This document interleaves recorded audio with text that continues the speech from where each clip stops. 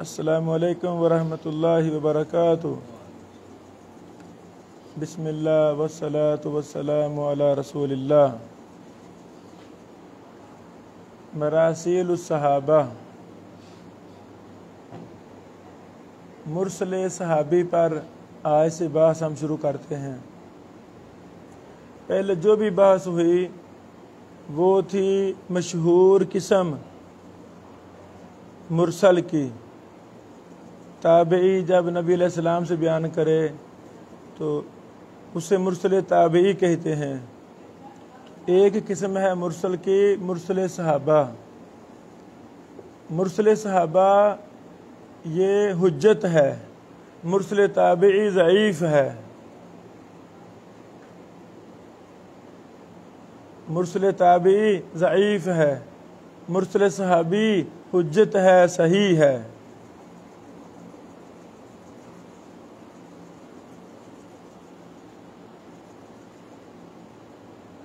صحابہ کرام نبی صلی اللہ علیہ وسلم سے ہی حدیثیں بیان کرتے تھے۔ بس اوقات ایسے ہوتا تھا کہ صحابی اپنے استاد دوسرے صحابی سے حدیث سنتا تھا، وہ نبی علیہ السلام سے بیان کرتے تھے۔ کئی دفعہ وہ ذکر کر دیتے تھے صحابی کا نام، کئی دفعہ نہیں ذکر کرتے تھے۔ اب جب صحابی کو گرا کر نبی علیہ السلام سن رہا ہے تو کوئی نقصان ہے ہی نہیں۔ صحابہ سارے کے سارے عادل ہیں، ثقہ ہیں۔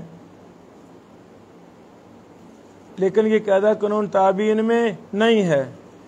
تابعین سارے ثقہ نہیں ہیں، سارے عادل اور ضابط نہیں ہیں۔ وہاں گڑبڑ کام ہو گیا، کام خراب ہو گیا۔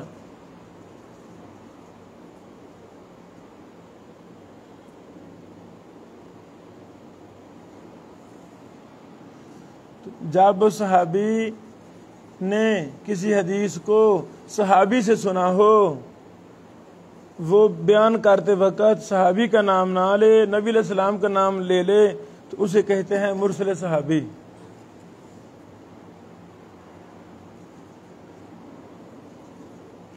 امام الحرمین رحمہ اللہ نے کہا ان یروی صحابی عن صحابی، صحابی سے بیان کرے، ان النبی وہ نبی علیہ السلام سے، ثم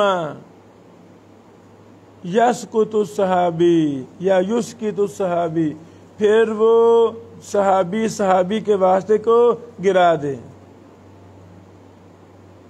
صحابی سے بیان کر رہا ہے، وہ دوسرا صحابی نبی علیہ السلام سے بیان کرتے وقت ایک صحابی کے واسطے کو گرا دے، یعنی دوسرے صحابی کو گرا رہا ہے، ڈائریکٹ نبی علیہ السلام سے بیان کر رہا ہے۔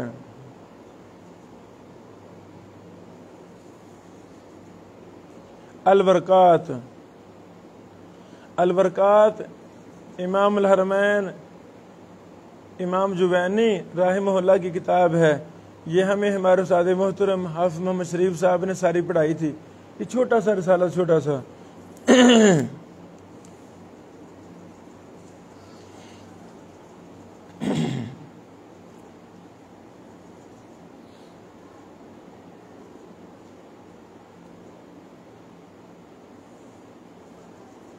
ابن حجر نے کہا ما یرویہ الصحابی من الامور اللاتی لم یدرک زمانہا،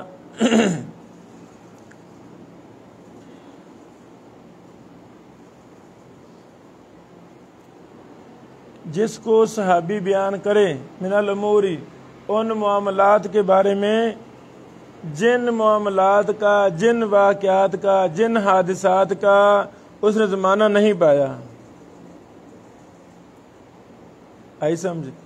یعنی ایک صحابی ہے، وہ مدینہ میں مسلمان ہوا ہے مدنی دور میں، تو اب اس نے مکہ کے واقعات پائے نہیں۔ ایک صحابی خندق میں مسلمان ہو رہا ہے، اس نے بدر کے، احد کے واقعات پائے، زمانہ پایا نہیں۔ اب وہ باتیں صحابہ کرام سے سنی ہیں باتیں، تو وہ بیان کر دیں نبی علیہ السلام سے کہ جی نبی پاک نے ایسے کیا ایسے کیا ایسے کیا، تو کس کو چھوڑ رہے ہیں؟ صحابی کو۔ فتح الباری حوالہ جلد 8 صفحہ نمبر 716۔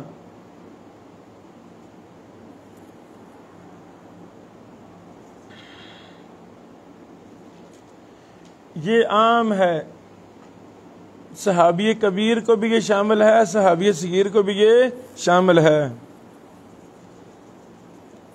صحابی کبیر سے مراد ابوبکر صدیق، عمر فاروق، عثمان غنی، علی وغیرہ، عشرہ مبشرہ، دیگر صحابہ صحابیات جنہوں نے لمبا عرصہ نبی پاک کے ساتھ گزارا۔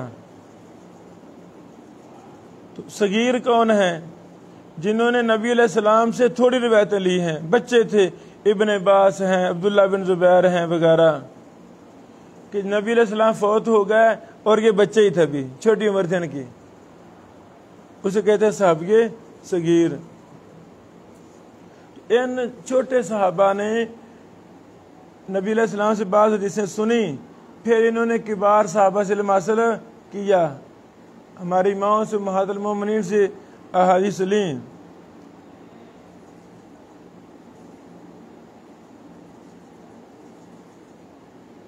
انہوں نے ان کو بیان کرتے وقت صحابہ کا ذکر کیا نہیں۔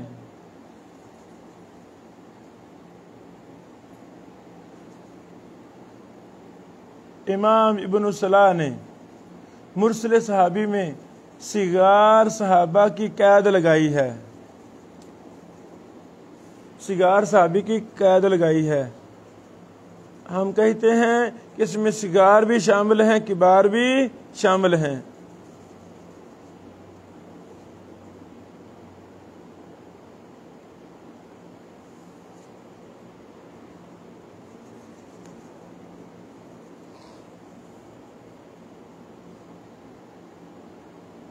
اچھا جی،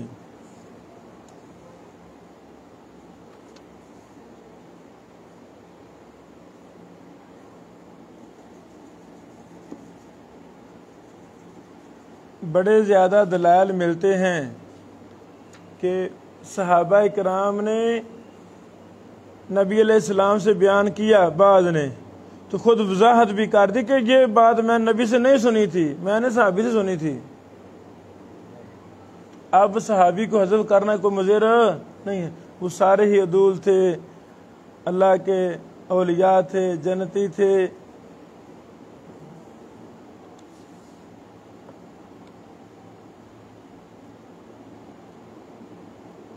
تصریح صحابی ابن عباس کہتے ہیں فیما رواہ الامام احمد بسندہ الی ابن عباس ان رسول اللہ صلی اللہ علیہ وسلم لبا حتی رما جمرۃ العقبہ، مسند امام احمد جلد 1 صفحہ نمبر 283 ہے۔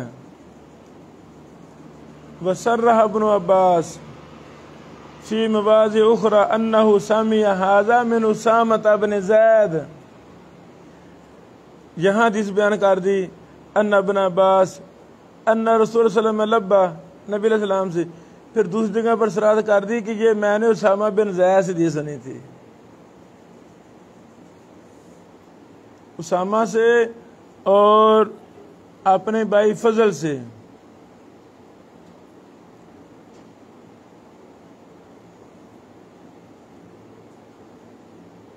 تو ثابت ہوا جہاں ابن عباس نبی علیہ السلام سے ڈائریکٹ بیان کرتے ہیں تو یہ مرسل ہے، اور مرسل صحابی ہے، مرسل صحابی ہے، مرسل صحابی قبول ہے، کوئی حرج نہیں ہے۔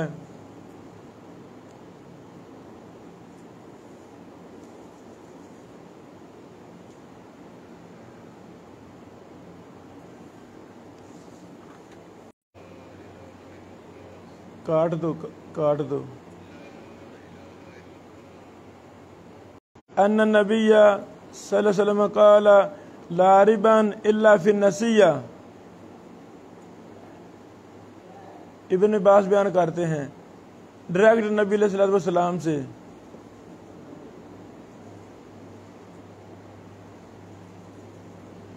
دوسری جگہ پر صراحت کر دی کہ یہ تو میں نے اسامہ سے سنی تھی روایت. کیسے سنی تھی؟ سیدنا اسامہ رضی اللہ عنہ سے. انہوں نے کہا نبی علیہ السلام نے یہ فرمایا لا ربان الا نسیہ. جب ابن عباس سے سوال کیا گیا تو انہوں نے وہ گرے ہوئے راوی کا نام بتا دیا. سبحان اللہ.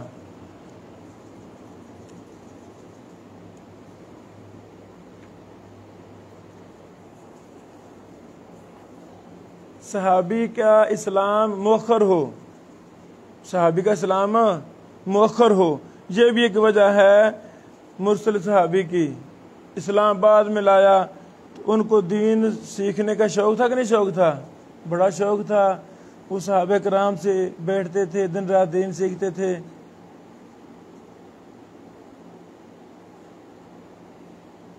تیسری وجہ حادثے کے وقت صحابی کی عمر تھوڑی ہو. جب مسئلہ پیش آیا، حادثہ جنگ ہوئی وغیرہ، صحابی کی عمر تھوڑی ہے.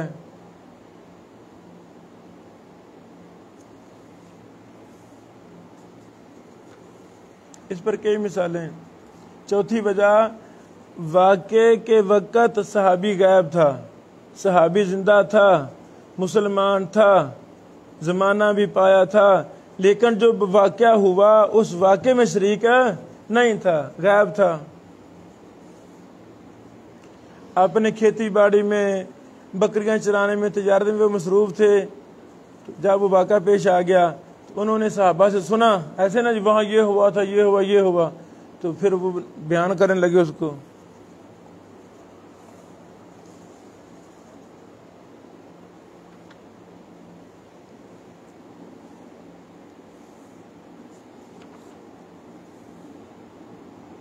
میرے عزیزو،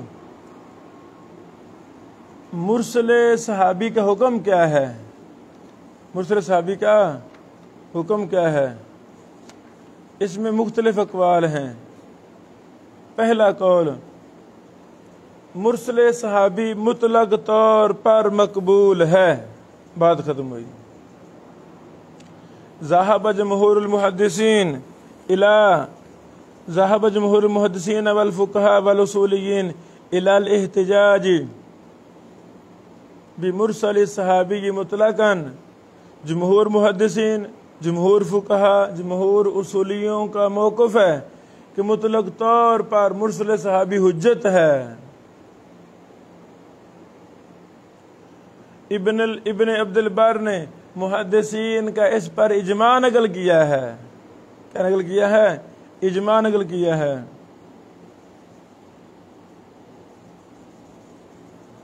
ابن عبد البر نے کہا ہے وَكُلُّ حَدِيثِ الصَّحَابَةِ مَقْبُولٌ عِنْدَ جَمَاعَةِ الْعُلَمَاءِ عَلَى كُلِّ حَالٍ. ہر صحابی کی حدیث، صحابہ کی ہر حدیث مقبول ہے علماء کی جماعت کے ہاں علی کل حال، ہر حالت میں. التمہید جلد 1 صفحہ پر 352.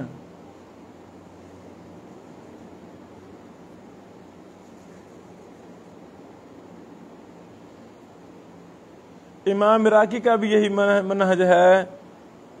التقیید والایذاء، یہ کتاب ہمارے پاس ہے نا، یہ دیکھنا. امام عراقی نے بھی یہی کہا ہے. وہ کہتے ہیں ان المحدثین وان ذکروا مراسیل الصحابہ فانہم لم یختلفوا فی الاحتجاج بها. محدثین اختلاف کیا نہیں ہے مرسل صحابی کے بارے میں، صاحب نے حجت پکڑا ہے.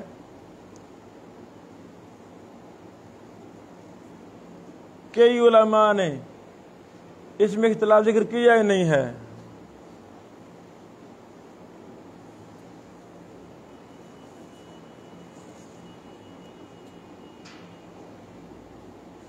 جس کسی نے اختلاف کیا ہے اس کا اختلاف مردود ہے، باطل ہے، اس کی کوئی حقیقت نہیں ہے. ہمارے اصول محدثین والے ہیں. جو بھی شخص کوئی شاذ بات لے کر ہوا دے گا، اصول بنا لے گا، تو وہ گمراہ ہوگا. اور کیا ہوگا؟ اس لیے شاذ اصول بنانا نہیں. ایک اصول غلط ہو جائے تو 20 مسائل اس پر بنیاد رکھی جائے، موقوف مسائل وہ سارے باطل ہو جائیں گے، غلط ہو جائیں گے. کیا فائدہ؟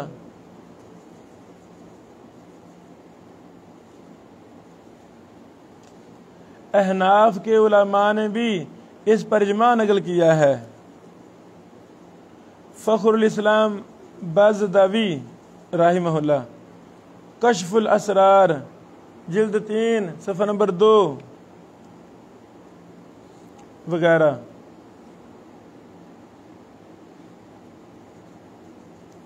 ابن الحمام نے بھی اجماع نقل کیا ہے، اتفاق نقل کیا ہے۔ التحریر المطبوع مع التقریر والتحبیر جلد نمبر 2 صفحہ نمبر 288۔ اسی طرح ابو الخطاب القلوزانی نے بھی اجماع نقل کیا ہے۔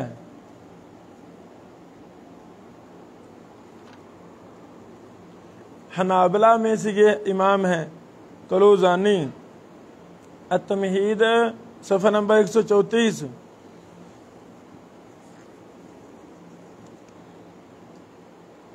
سن لو، امام احمد کا بھی یہی موقف ہے کہ مرسل صحابی حجت ہے، قبول ہے۔ العدہ کتاب کا نام ہے، العدہ عین دال العدہ جلد 3 صفحہ نمبر 906 ہے۔ جمہور شافعی علماء کا بھی یہی موقف ہے، مرسل صحابی حجت ہے۔ امام نووی، امام لائی وغیرہ نقل کیا۔ المجموع شرح مہذب جلد 1 صفحہ 102 ہے۔ جامع تحصیل للالائی صفحہ نمبر 36 ہے۔ تدریب الراوی امام سیوطی کی جلد 1 صفحہ نمبر 207 ہے۔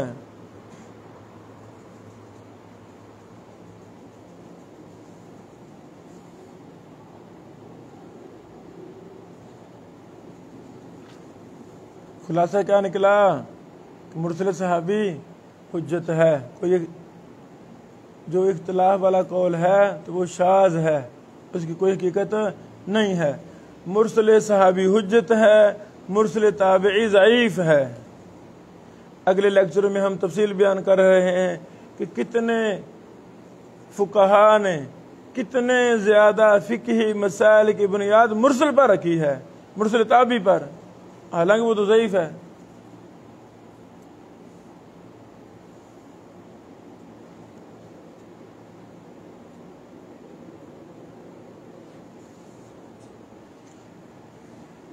لکھ لو یہ بات، اگر صحابی تابعی سے بیان کرے، ایسے ہو سکتا ہے نا، ہوا ہے، جب صحابی تابعی سے بیان کرتا ہے تو تابعی کا نام ذکر کرتا ہے۔ کوئی کہہ سکتا ہے نا یہ تو پھر صحابہ پھر تابعین کو چھوڑ جاتے ہوں گے، نہیں، جب صحابہ نے اپنے سے چھوٹے مقام والے مرتبے والے تابعی سے بیان کیا ہے تو اس کا نام لیا ہے۔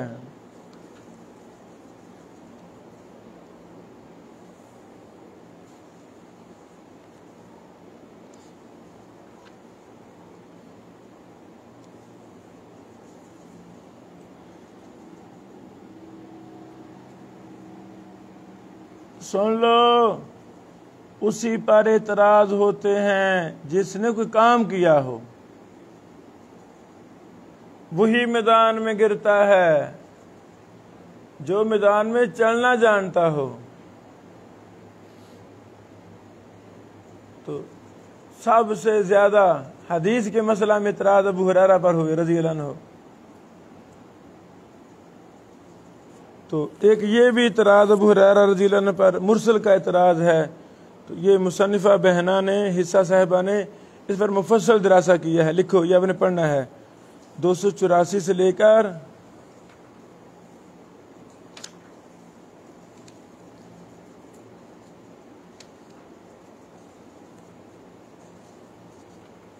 296 تک۔ اس میں یہ بھی بات ہے، بعض نے ابو ہریرہ کو مدلس کہا ہے، لو جی، یدلسو، اس قول کی حقیقت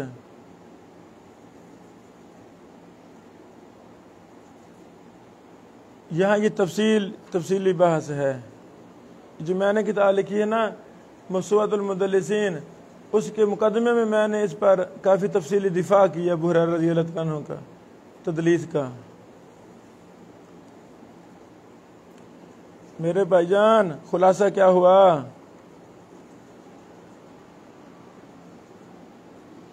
خلاصہ یہ ہوا ہمارا ایمان ہے حدیث کے سب سے پہلے محافظ صحابہ ہیں. ہمارا ایمان ہے اللہ تعالیٰ نے محمد رسول اللہ صلی اللہ علیہ وسلم کے وہ شاگرد چنے جن میں رائی کے دانے کے برابر بھی عیب نہیں تھا، نہ ان کی عدالت میں عیب تھا، نہ ان کے ضبط میں عیب تھا. اللہ ان سے راضی ہو گیا. ہمارا ایمان ہے جو لوگ صحابہ پر لان تان کرتے ہیں وہ حقیقت میں اللہ کے دشمن ہیں، محمد رسول اللہ کے دشمن ہیں. یہ ان کا اعتراض صحابہ پر نہیں ہے، اللہ پر اعتراض ہے کہ اللہ تو نے ان صحابہ کو محمد صلی اللہ علیہ وسلم کے زمانے میں پیدا کیوں کیا؟ اے اللہ تو نے ان صحابہ کو نبی علیہ السلام کے ہاتھ پر اسلام قبول کرنے کی توفیق کیوں دی؟ یہ بدیع ذہن فی البدیع ذہن میں یہ باتیں آتی ہیں کہ جو صحابہ پر اعتراض کرتا ہے وہ صحابہ پر نہیں اللہ پر اعتراض کرتا ہے. اے صحابہ پر اعتراض کرنے والوں، اگر تم محمد رسول اللہ صلی اللہ علیہ وسلم کے زمانہ میں ہوتے تو تم منافقین کی صف اول کے ساتھی ہوتے. اللہ نے ان کو اعزاز دیا، صحابہ سے اللہ راضی تھا، میرا پیغمبر راضی تھا. انہوں نے دین کو محفوظ کیا، حفاظت کا حق ادا کر دیا. صحابہ کرام سب سے پہلے راوی ہیں ہمارے دین کے. سب سے اعلی سند کن کی ہے؟ بولو. اور میرے درمیان، میرے پیغمبر کے درمیان 17 واسطے ہیں، جیسا کہ ہم نے بیان کیا پہلے ایک دن. سند عالی اور نزولی پر ہمارا لیکچر ہے 1.5 گھنٹے کا، وہ سنیں، اس میں تفصیلات ہم نے بیان کر دی ہیں. ہم خوش ہو رہے ہیں 17 واسطے ہیں ہمارے. اور میرے عزیزو، جن کے درمیان اور محمد رسول اللہ کے درمیان کوئی واسطہ نہیں ہے، بتاؤ ان کا کیا مقام ہوگا صلی اللہ علیہ وسلم. آئی سمجھ؟ یہ بیچارے صحابہ، ان سے محبت ہمارے، جس کے دل میں صحابی سے پیار ہے اس کے دل میں اللہ کے نبی سے پیار ہے. جس کے دل میں صحابی سے پیار نہیں اس کے دل میں محمد رسول اللہ سے پیار نہیں، وہ جھوٹا شخص ہے. یہ دین کو منہدم کرنا چاہتا ہے کہ جو پہلے راوی ہیں حدیث کے ان پر لان تان کر دو. پھر جب صحابہ ہی لان تان ان پر ہو گیا تو پیچھے کیا بچے گا؟ حدیث رہے گی؟ اللہ کے نبی رہیں گے؟ نہیں. اللہ ایسے لوگوں کو ہدایت عطا فرمائے. بارک اللہ فیکم. السلام علیکم ورحمۃ اللہ وبرکاتہ.